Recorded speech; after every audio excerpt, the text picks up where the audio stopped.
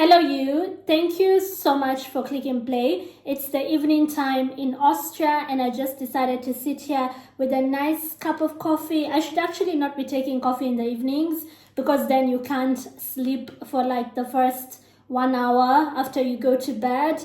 I should be taking tea, but I love coffee. I need to reduce my coffee intake. Anywho's, this is going to be a long form video, so I would recommend that you watch it when you're relaxed, when you're seated down somewhere. Maybe I remove the coffee and put it on this other. I have a coffee table right in front of me, and this is where I have my coffee and my lip gloss. And yeah, so this is going to be a long form video. I would recommend that you watch it when you have time because I intend on getting into details. And this is for the girl who grew up in a bubble. I am not a relationship expert. I don't have a degree in psychology, but one thing's for sure, I did not grow up in a bubble. Some of you were raised by human beings who were, for the most part, healthy. They were sheltering you from the world. They had no deep issues going on. I mean, every human being has issues. And some of us were raised by human beings with a lot of issues. And because of being raised by human beings with a lot of issues, basically just being raised by wolves, we developed certain mechanism to be able to detect certain characters in people because it's all we knew. Let me just play you a meme that perfectly sums up my childhood. You dealing with the body of God, or you dealing with the body? Is there? You dealing with the body of God, or you dealing with the body? Is there?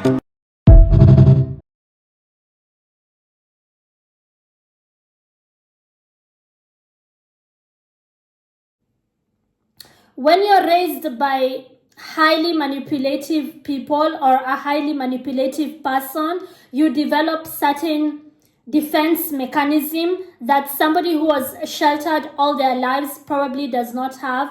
You grew up in a bubble. I did not grow up in a bubble. You grew up sheltered. I did not grow up sheltered. Then this is the video that would benefit you because I am telling you these things from experience. There are certain things you learn when you grow up in a chaotic environment that somebody who grew up in a peaceful environment does not know of or has not been exposed to. And sometimes, sure, it's easy to feel bad for somebody who grew up in chaos. It's easy for you to feel bad for that kid who grew up in a house that had arguments and fights and people who are, adults who are not healthy. They were not psychologically healthy. They were not in a good place and they were raising a kid. It's easy for you to feel bad for those kids, but I would argue that it's equally easy for you to feel bad for the person who has almost no life experience. So they come out of their homes very sheltered.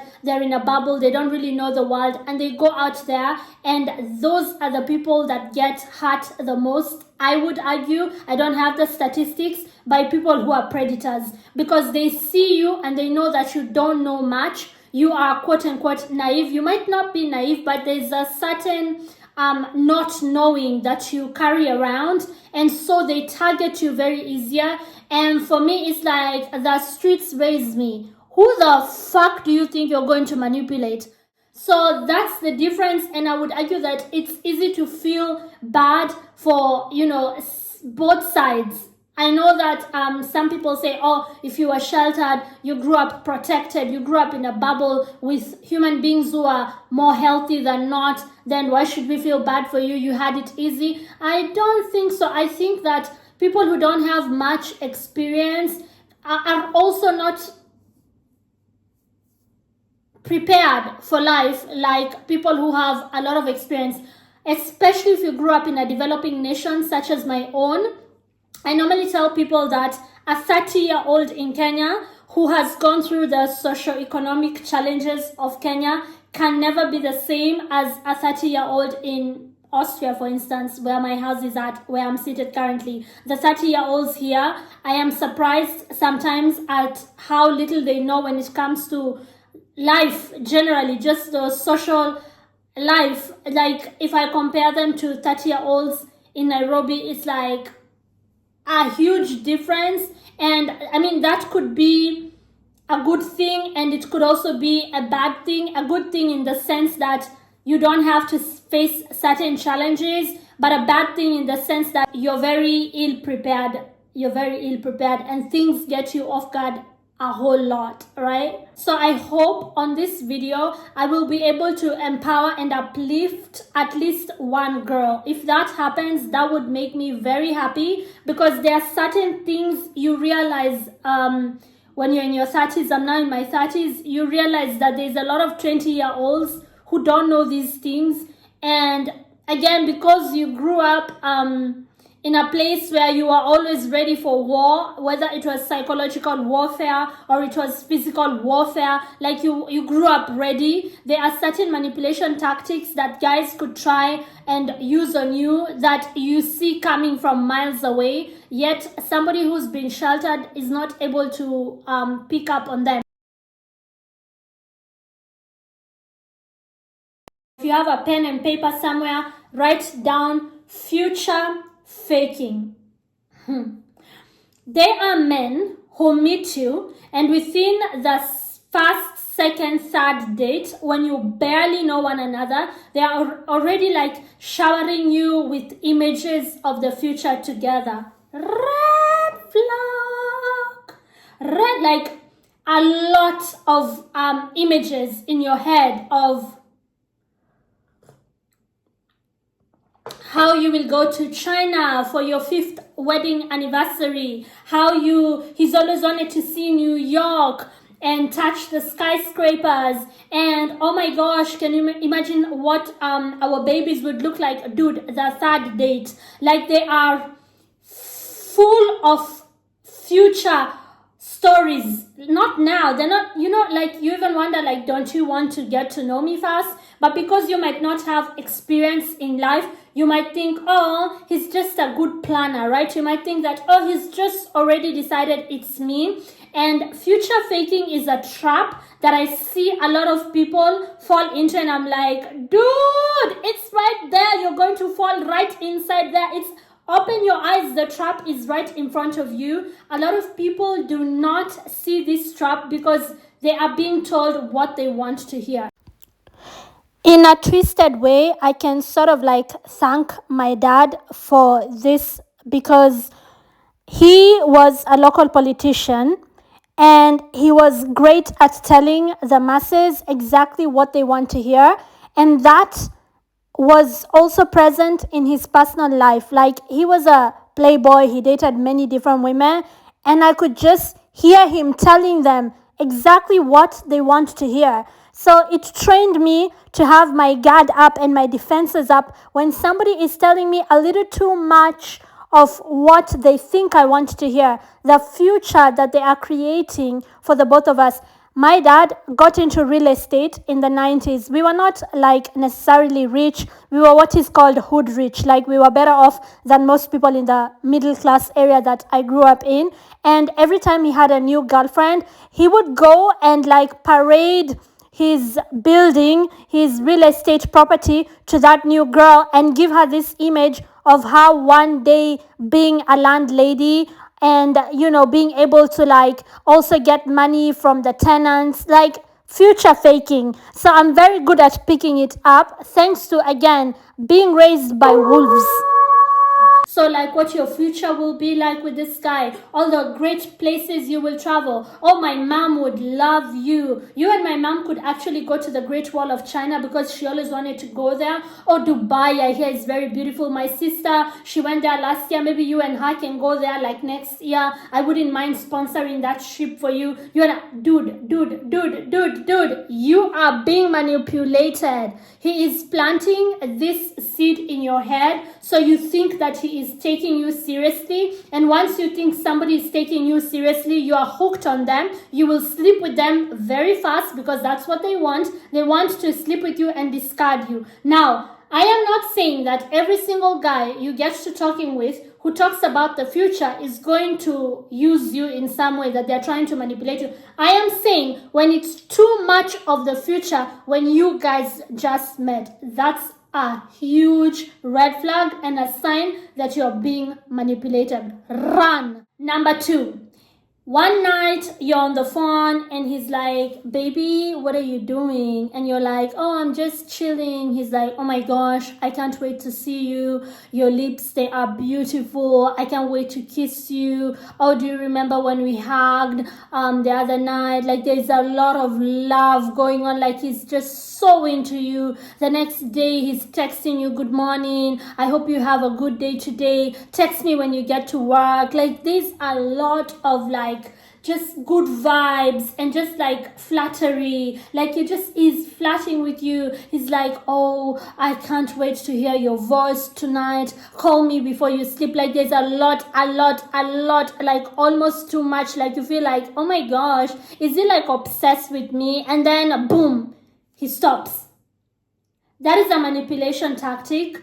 Some people do that consciously because they're psychopaths, and some people do it on a subconscious level because they have issues that they've not worked through. They don't realize what they're doing. It's a consequence of their own issues. But some people are psychos. They know that it works. It gets the girl to be hooked on you and to want answers, closure. Hey, you used to admire me. You used to tell me how much you can't wait to hug me and kiss me and have me in your arms. And you used to tell me all these things. Why did you stop? So you start chasing him. So he love bombs you and then he ghosts you. That is a manipulation tactic. And women, you need to be able to like see it coming. It always surprises me how a lot of girls just don't see it coming. I guess again it goes back to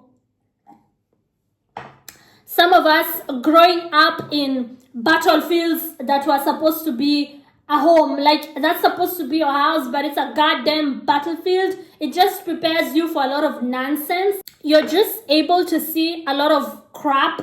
You see like BS before it hits. You see it coming because if a guy is telling you too many nice things, like one thing after the other, after the other, after the other, after the other, and then he suddenly stops, he wants you to crave that. It's a manipulation tactic. He wants you to want that. He wants you to beg for it. He wants you to chase him. Be able to see such tactics when they are being employed on you. Be able to know that it's not normal for somebody to just shower another with flirtation all day, every day, all day and night, and then from nowhere stop. Okay, that is a red flag. Somebody complimenting you is normal, but like the normal way of complimenting you with consistency, but not like overdoing it. And also they should wait for you to also give a compliment back. It has to feel natural. You will know if you look out for the signs. You will know what is natural because you will feel it and what is forced or fake. So don't fall for the love bombing, because when it stops, that's what he wants to do. He wants to cut the supply so you can chase him. It is very abusive and manipulative, and some parents do that to their kids. They give their kids emotional support and they make their kids feel seen and wanted, and then they stop to punish the child, to make the child obey and to make the child be easier to manipulate. Because again, unfortunately, psychopaths and sociopaths can also have babies. And again, some of us grew up in environments where psychological warfare was the norm. So we know these things. When we are dating, we are able to pick them out. And this is why I said I'm not a therapist. I don't have a degree in psychology. I cannot like diagnose or analyze or tell you what to do with your own life. However, I do have a lot of life experiences, not only from work and like living in many different places, traveling and working in different places, but also just from like my childhood, from home. So you need to be able to know when somebody is love bombing you and ghosting you. That is a sign of huge manipulation. Okay. The other way that guys manipulate women is by never validating you. They don't validate you. You will tell them something about yourself, something that is maybe disturbing your mind at the time, maybe it's heavy on your heart, and they will just sit there and not validate your feelings. They will not make you feel like you have gotten to them emotionally, even if you have. Maybe something happened to you and you want them to know, and it got to them emotionally. They will not validate you, so you always crave their validation. Another manipulation tactic, right? So, or let me just give you a simpler example. You might be a very strikingly good-looking person. You're gorgeous. A lot of guys, since you were a teenager, have been telling you. You actually know it, right? But this one person who you want to tell you never tells you. He withholds that from you. He wants you to doubt your beauty, your appearance, how you dress, how you carry yourself, because he is training you to crave his validation. Huge red flag. There are guys who intentionally will not call you pretty, intentionally will not give back a compliment even when you compliment them, intentionally will not validate what you're saying. They will hear it, but they will not really listen. There's a difference. They will hear, just like you hear noise outside, but you're not really listening to what the person is saying. And they are doing it intentionally. Some of them, again, it's on a subconscious level because they have issues of their own. Others, it is actually quite intentional because they are sick, they are psychopaths, right? They are doing it to train you to always crave their attention. Be on the lookout for that manipulation tactic because it's very sneaky. They will even make you feel like a nag. When you know you're not being a nag, you're only opening up to somebody who you have feelings for, and they will intentionally make you feel very invalidated. So you keep on chasing their approval, their seal of recognition. You want them to see you, right? Again, if you grew up in certain homes where that happened, you're able to see it later as an adult, where you are made to always chase your caregiver's attention or your parents' attention.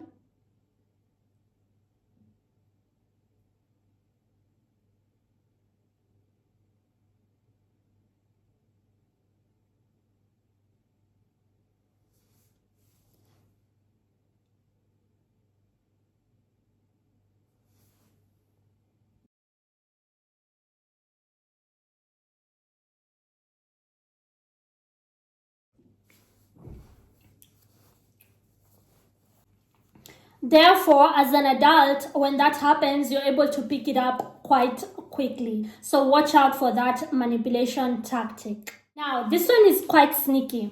You have to be smart to notice this one because it creeps up and it's hard to pick it up, but I'll teach you how to pick it up. And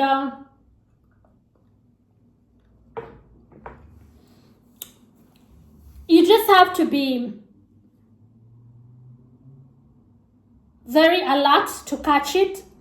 And that's guys who fake jealousy, right?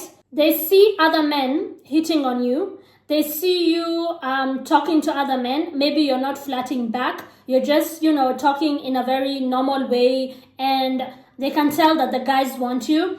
And that man in your life, he doesn't like you like that. He's not in love with you. He's not trying to be with you in a serious relationship. He just wants to sleep with you and discard you. So he pretends to be disturbed by other men conversing with you. The whole time, he doesn't give a fuck. You can talk to all the men you want. He doesn't love you. He doesn't want you like that. He's not that into you, but he fakes jealousy. You have to be very, very, very smart to catch it, because a lot of women are actually a little complimented and think that it's cute that a guy gets jealous when other men say hi. You think, oh, my baby's jealous. Teddy bear, come here. You're the only one I love. Don't be jealous. And you feel that warm, fuzzy feeling inside of you that, oh, somebody is paying me so much attention. They're jealous when other people give me attention. but some guys can fake that. So you have to be on the lookout for what is real and what is fake. You have to really know that person. This is why it's important to take time before you get intimate with somebody. Know them, because some guys can fake the jealousy. They can act like they want you to act right, to always act right, even though they don't care. They don't care if you're sleeping with other people. They don't care if other people are hitting on you, but they know that if they show you that they are jealous, you will think that they are very much into you and want you all to themselves. Now you will want them all to yourself. You see how they are calculative? You see how they are moving? You have to know how to move like the manipulator for you to understand the psychology of the manipulator. Saying these things out loud just makes me know how messed up I am, thanks to my childhood. Because again, if you're raised by somebody who is manipulative, you will learn these things by default. You won't try to learn them, but you will learn them. So even when you grow up and you're trying to date, all the lessons that you have picked up will, show up, and they will come in handy in a very, this is twisted because no kid should be in a chaotic environment. But now that it happened, you have to maybe turn it into a positive thing by using it to protect yourself from manipulators in the future, right? And at this point, let me just point out a great example of where I learned this fake jealousy from as a control tool, as a manipulation tool. So one time, my dad was dating one of his many girlfriends, and this one actually moved in with us. And he asked me if I wanted to go to a park. There was a park near where we lived, and if I wanted to go there and have biryani. It's a type of food that we had, and he said he was going to invite other children from the neighborhood on a Sunday, and we can all go there and have a good old time. And his girlfriend was going to a local pool, a swimming pool, and she was going with one of her friends, one of her girlfriends in the neighborhood, and that girlfriend had a daughter who was about my age. So his girlfriend also asked me at the same time. So the girlfriend was like, would you like to come with us to the pool? I'm going there, and this lady has a daughter who's about your age, so you guys can hang out together. And at the same time, my dad asked me, would you like on the very same day, on Sunday, to come with me to the park with a bunch of kids? You guys are going to have fun. I'm going to buy you guys biryani. He knew I loved biryani. So now I was confused, like, who do I go with?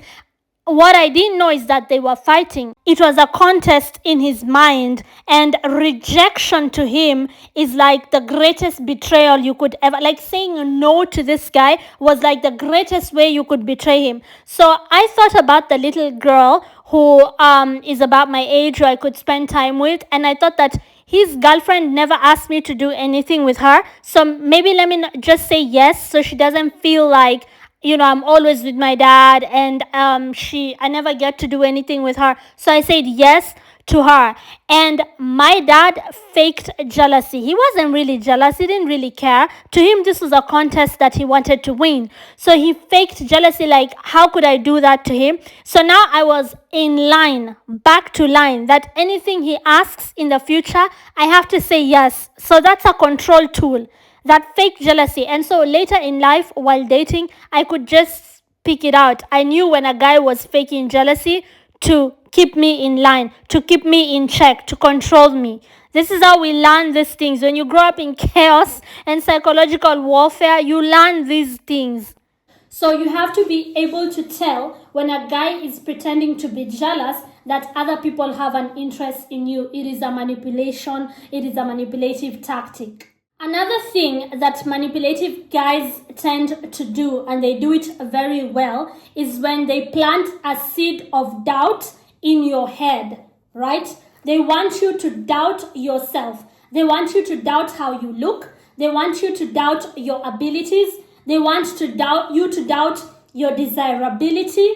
So they talk about how great another woman is, but like in a clever way. So they're clever about it. They will be like, somebody they can't have, like a celebrity on TV, somebody who you're not really directly threatened by, but they want to put them on a pedestal in your presence. So you always work hard to be better and better, and they want to show you that that person, sorry, I'm just removing something which almost fell on my camera. They want to show you that that person is a certain standard that you could never reach, and they don't say it directly. This keeps you on your toes, ladies. This keeps you wanting to be on your A game, wanting to impress him, wanting to be the best he ever had. It keeps you in this headspace where you want to be the best he ever had, right? You want to compete with all these women who he keeps on praising because you want to be like those women and even better. It is a manipulation tactic, and the moment a guy, and then he tells you things such as, I'm not comparing you to her, obviously, because people are different. He is slick, right? He is being clever about it. Notice it, pick it up, run. Guys who compare you to other women by pretending they're not comparing you to other women are very detrimental to your mental health. Again, even at home, you will, like, I learned this manipulation tactic from my own home, like being compared to other kids, right? Like a toxic parent telling you how, why don't you dress up more modestly like this kid? Why don't you act like this kid? Like, they're always keeping you on your toes to make you feel like you're not good enough as a child and you're not a good child, and they would like you to be a better child. But even when you're like doing your best to be better, they raise the standard again by comparing you to another better kid and another better kid. So by the time you're getting into a relationship with a man and you see him pulling that move, you're like, psh, I know that from home, right? That comparison is meant to keep you on your toes, and to the manipulator, that's how he has control over you. So ladies, be very careful. Be very careful. If you are sheltered all your life, you grew up in this bubble, you might not be able to pick certain things. But if, like me, you grew up in a home that was, run by wolves, then you know these tactics. You know when it's coming. You know that this is meant to control me. It's meant to keep me in check. So don't miss out that specific manipulation tactic, because that one is very toxic. It eats away slowly from the inside out. You start to overperform, and as you overperform for him, you lose yourself. By the time he is done with you, because he will discard you, they use you, they discard you. By the time he's done with you, you don't even recognize yourself anymore. Now, before I tell you the next point, you might be watching this and be like, so how did I deal with manipulation when I faced it, right? Up until this point, all the points that I have given you, how was I able to deal with you? See, I'm a bitch, so...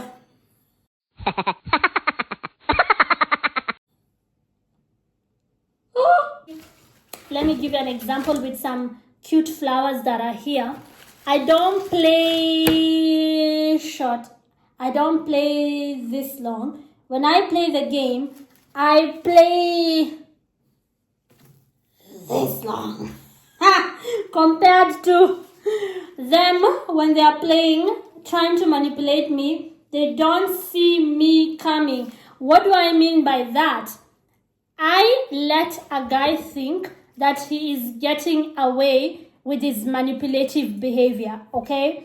I let them think that they are so smart and I am so dumb and I am not figuring it out, so they can continue. I don't want to call them out and show them that I know, because they will only improve. That is like giving them room for improvement for their manipulation, and then that will only give me extra work to uncover the next manipulation tactic and the next one as they keep on improving. I want them to remain here until I get what I need to get from them, and I'm out of there. You thought you could ghost me? Honey, I'm the OG ghoster. A lot of people who manipulate are arrogant. So when you humble them, they can be very dangerous. They can fight you physically. So you have to be careful when you employ this tactic that I'm about. It's a counter tactic that I have used in the past. When I play the game, I play the long game. I don't play the short game. So when a guy who I am in a relationship with is trying to manipulate me, I let them think that it is working, okay? That they are so manipulative and I am not able to see what they are doing. I don't call them out on it because this will only give them room for improvement, which only gives me more work to do, and I don't want to do too much work. So by not calling them out, they have not caught me catching them. That's the way the mind of the manipulator works. It's never their fault. Even when you catch them cheating, it's your fault, right? Even when you catch them doing the thing, it's your fault. They have blood in their hands, but it's your fault, right? So I don't call it out so they don't catch me catching them, right?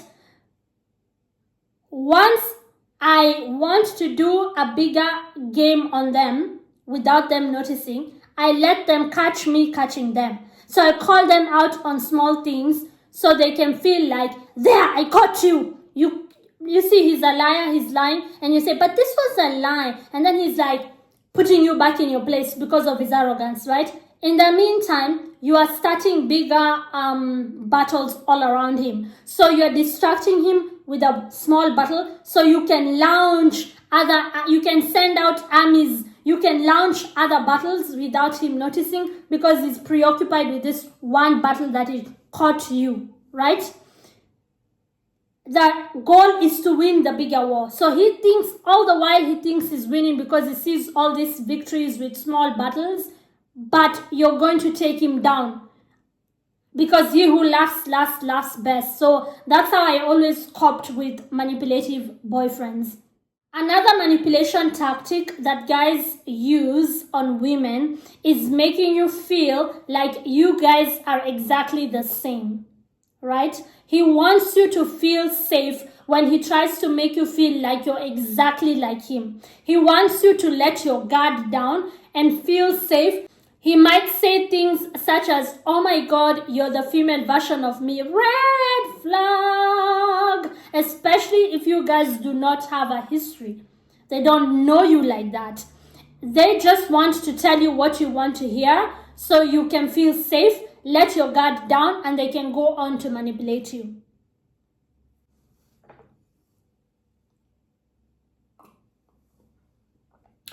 I'm just going to end this video by saying, first of all, thank you so much for making it this far into the video.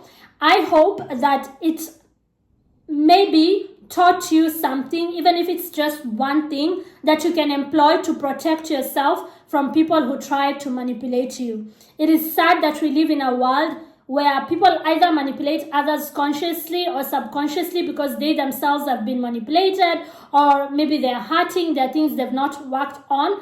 But again, this was not medical advice. If you need some kind of therapy, you need to talk to a professional. I am just telling you things from experience and trying to help you cope with things that might be thrown your way. Again, it's sad that that's the world we live in. You need to protect yourself fiercely. You need to be aware and alert of what is going on around you, and you need to do better. Don't be like them. It is very easy for you to be manipulated or made to feel bad about yourself, that it changes your good nature into their evil nature, that you become like them and you go on repeating that cycle with other people. Don't do that. The intention is for good to win. Remember, in this world, the battle is between good and bad. That has always been the battle, good and evil. Do not contribute to the evil side. Don't be like them. Be better. By you being better, you're contributing to the good side. Let us make the good side win. At the end of the day, let the good side win. My motto in life is be good, do good, spread good, stay good. All right, that has always been my motto. I made that up and I've lived by it. I've tried to abide by it, and I'd like to share it with you. Be good, do good, spread good, stay good, remain good. Don't be like the people who, because sometimes when you get manipulated, it hurts and you feel stupid. You actually feel like, how could I fall for that? How did I not see the trap? And therefore you want to like repeat that cycle with somebody. Now, if you're a little conflicted there and you think, oh, Elizabeth, you just told us earlier on how you manipulated a manipulator back. I don't feel bad about that. Hey, I will counter manipulate. If you think you're going to manipulate me, you'll be in for a rude shock. Because again, I'm kind of like a bitch. But what I mean in saying do not repeat the cycle, I mean don't do it to innocent people. Don't spread it to other people. Let it stop with you. Because sometimes when you get manipulated, it hurts and you feel stupid. You actually feel like, how could I fall for that? How did I not see the trap? And therefore you want to like repeat that cycle with somebody else. Don't do that. Don't contribute to the bad side. Thank you so much for watching. My name is Elizabeth Irungu. If you haven't yet subscribed, be sure to do so. I love you for watching. Bye bye.